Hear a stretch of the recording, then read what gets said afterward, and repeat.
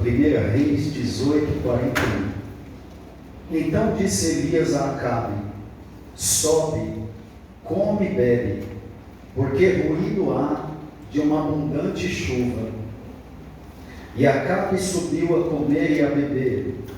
Mas Elias subiu ao cume do Carmelo e se inclinou por terra e meteu seu rosto entre os seus joelhos. E disse ao seu moço: sobe agora e olha para a banda do mar. E subiu e olhou e disse: não há nada. Então disse ele: torna lá 7 vezes. E sucedeu que a 7ª vez disse: eis aqui uma pequena nuvem, como a mão de um homem, subindo do mar. Então disse ele: sobe e dize a Acabe: aparelha o teu carro e desce, para que a chuva não te apanhe. E sucedeu que, entretanto, os céus se enegreceram com nuvens e vento, e veio uma grande chuva. E Acabe subiu ao carro e foi para Jezreel. E a mão do Senhor estava sobre Elias, o qual cingiu os lombos e veio correndo perante Acabe até a entrada de Jezreel. Amém? Tomai assento glorificando a Deus, meus irmãos.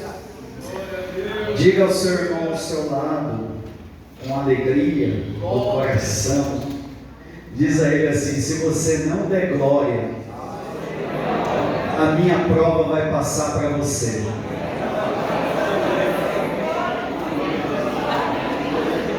Alguém quer prova aí? Glória a Deus. Meus irmãos, eu louvo a Deus pelo pastor Ricardo, meus companheiros, meus amigos aqui, pastor Raimundo, Deus abençoe todos os irmãos que têm cuidado de nós, nos ajudar. Vou ser bem rápido, porque eu tenho ali 10 minutos, então vou ser bem rápido, tá? Irmãos, nós lemos esse texto, que é muito conhecido, onde narra o grande feito de Deus na nação de Israel por meio de um profeta, o profeta Elias. Este mesmo profeta que Deus levantou no meio de uma nação corrompida, que estava entregue à idolatria e tinham se apostatado da fidelidade a Deus. Deus então, para dar uma lição ao povo, ele permite uma seca na terra. Houve uma seca de 3 anos. Isso serviu de dura lição para aquele povo que tinha se afastado do Senhor. Deus usou esse profeta de uma terra bem pequena e desconhecida para ser o instrumento dele para corrigir o teu povo naquele lugar. Deus o sustentou no Querite, usando um corvo para levar carne, e do próprio ribeiro ele se saciou a sua sede. Depois usou uma viúva de Serepta para ser também instrumento de Deus para alimentar aquele profeta. Mas a verdade é, irmãos, que Deus, ele permitiu a seca ao povo para que o povo pudesse reconhecer quem era ele.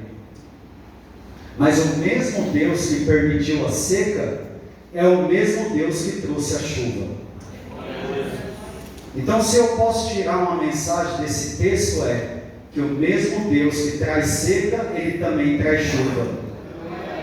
O mesmo Deus que permite a escassez, ele também oferece prosperidade.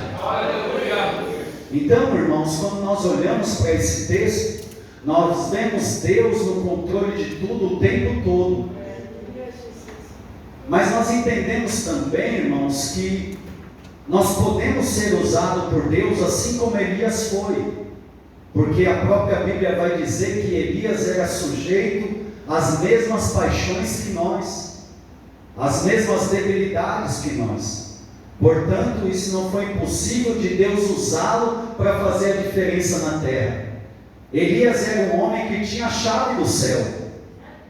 Ele abria a porta do céu e o céu se abria. Ele fechava a porta do céu e o céu se fechava. E Deus quer procurar os Elias nesta noite. Deus quer encontrar os Elias nessa noite que tem a chave do céu também. Elias não era um homem superdotado de grandes poderes. Ele era um homem sujeito às mesmas paixões que nós.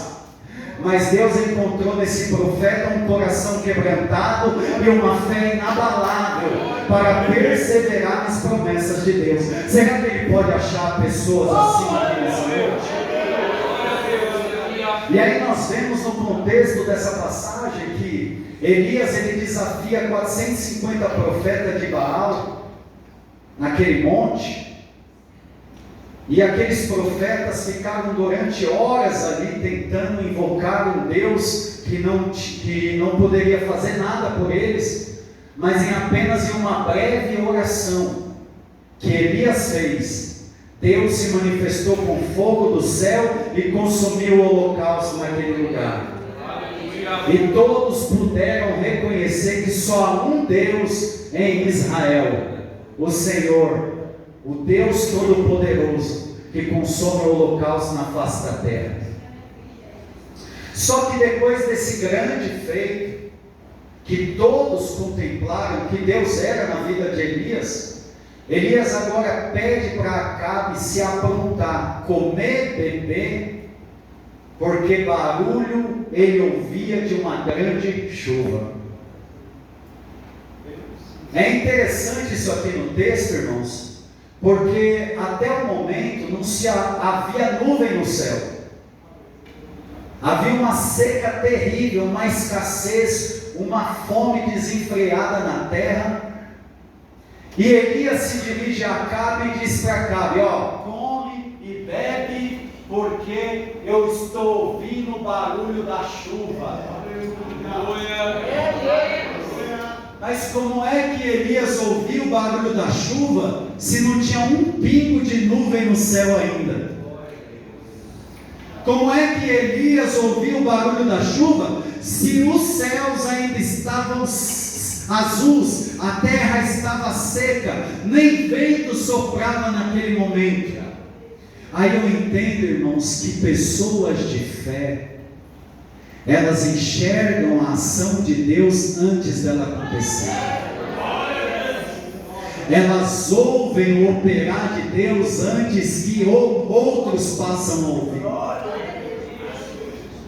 Nós precisamos exercer a nossa fé dessa maneira, a passar a enxergar aquilo que estamos pedindo diante de Deus, mesmo sem os nossos olhos humanos estar contemplando. Nós precisamos ter a certeza e a convicção de que Deus vai fazer através da nossa oração, mesmo antes das coisas acontecerem. Em palavras bem diretas para nós nesta noite talvez você tenha orado pelo seu marido, pelo seu filho, pela sua casa, para que Deus faça a obra, mas você já passou a enxergar o seu marido como um homem de Deus? Você passou já a olhar para o seu filho como um servo do Senhor? Você já passou a olhar para a sua casa, fazendo culto no lar, mesmo antes de acontecer? É a fé que Elias usou naquela hora, e a mesma fé que Deus quer que nós usamos nesta noite, que nós passamos a ouvir o barulho do milagre antes mesmo dele passar a acontecer. Passa a ouvir, meu irmão. Passa a enxergar com seus olhos espirituais. Eu sei que parece impossível para o homem, mas para Deus nada é impossível. Os céus estavam secos, sem uma gota de água, presbítero André, mas Elias já estava ouvindo o barulho da grande chuva vindo. Então, irmão, passa a ouvir o barulho da tua bênção, do teu milagre, do teu socorro, da tua provisão. Abra os seus ouvidos espirituais e ouça o que Deus vai fazer na tua vida. a palavra do Senhor vai dizer que logo em seguida, Elias ele vai e se dobra. O texto vai dizer no versículo 42, que ele se inclinou por terra, ele meteu o seu rosto entre os seus joelhos. Irmãos, convenhamos aqui, Elias acabou de confrontar 450 profetas de Baal. Deus respondeu com fogo. O Deus de Israel foi exaltado naquele lugar. Elias podia muito bem ter descido daquele monte com o peito estufado, cheio de orgulho, se vai descendo, se orgulhando pelo que Deus havia acabado de fazer através da vida dele. Mas o texto vai dizer que ao invés de ele se exaltar, ao invés de ele se orgulhar, ao invés de ele se ensoberbecer, ele pôs a cabeça no meio de joelhos e se humilhou perante o Senhor. E isso nos ensina uma importante lição, irmãos. Não quer dizer que é porque Deus está fazendo grandes coisas na tua vida que você tem que parar de se humilhar na presença de Deus. Não quer dizer que Deus está abrindo porta, levantando pessoas ao teu favor, ajudando você na obra, levantando você para as coisas de Deus, exaltando você, que isso quer dizer que você tem que deixar de ir para o canto da humilhação, para o canto da oração, para o canto da rendição ao Senhor. Então, irmãos, eu aprendo com Elias e aplico isso para a minha vida. Eu não sei se você está pegando essa palavra. Eu estou pregando para mim mesmo, não sei você, mas uma coisa é certa: ainda que Deus nos exalte, nunca podemos deixar de nos humilhar na presença de Deus, porque quem se humilha será exaltado pelo Senhor. Glória a Deus. Quem se humilhar em oração, quem se render na presença de Deus, quem colocar a boca no pó, talvez assim ainda haja esperança. E Deus procura aqueles que se humilham para fazer uma grande obra. Enquanto Elias está humilhado, Elias vai começar agora um propósito. Quantos aqui veio um propósito? Elias agora vai começar um propósito, que em meio à seca, ele buscasse no Senhor a abundância de chuva. E a palavra do Senhor vai dizer que Elias, ele humilhado, na posição de joelhos aos pés do Senhor, ele pede ao seu moço que ele suba no cume do monte, e olhe em direção ao mar, e veja se ele vê algum sinal. Aquele homem ouve a orientação do profeta Elias, sobe no cume do monte, olha em direção ao mar e não vê nada. Aquele homem volta até Elias, Elias está de joelhos dobrados e diz assim: Senhor, não tem nada, não está acontecendo nada aqui. Aí Elias vai falar assim: volta lá 7 vezes, propósito. Toda fé vem acompanhada de propósito. Não adianta eu exercer uma fé sem propósito, sem objetivo, sem alvo. E Elias disse: vai lá e torna lá 7 vezes. Eu imagino o servo indo lá a primeira vez, voltou, Elias, não tem nada, volta lá. O servo foi lá, voltou, Elias, não tem nada, volta lá. O servo foi lá, voltou, Elias, não tem nada, volta lá.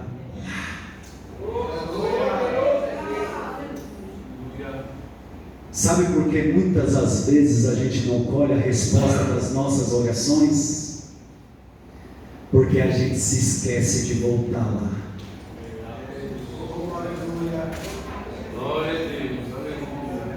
A gente vai a primeira vez, não vê nada e desiste.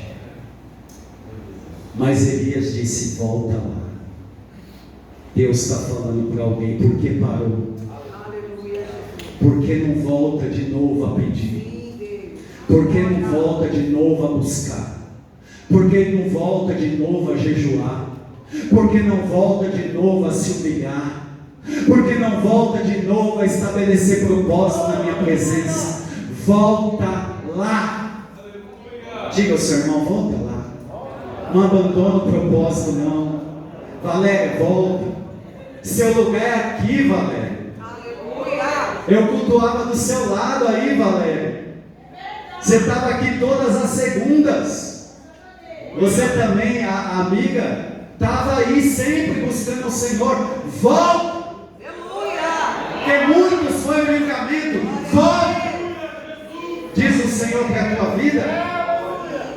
Eu vou acabar aqui, pastor. Preciso terminar. Pastor Raimundo, faz a pergunta. Fique de pé, irmãos. Senão eu ultrapasso o horário.